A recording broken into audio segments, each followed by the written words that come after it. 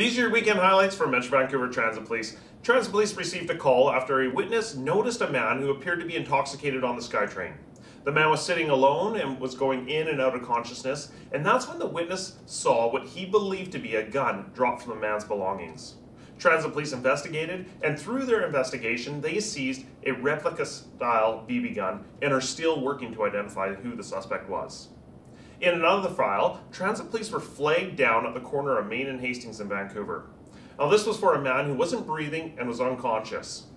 Transit Police administered Naloxone and chest compressions, and the man eventually regained consciousness. Those officers saved that man's life. We were also able to assist our jurisdictional partners this weekend with a robbery file and a shoplifting file. And Transit Police investigated a multitude of other files, including a sexual assault, an assault of a bus operator, a weapons file, and a robbery. On another note, Transit Police are seeing an increase in calls for people who aren't following physical distancing guidelines or who are coughing and not covering their mouth on the transit system. We all play a role, and now that the transit system's quieter, we're asking people to keep their physical distances and to follow appropriate guidelines.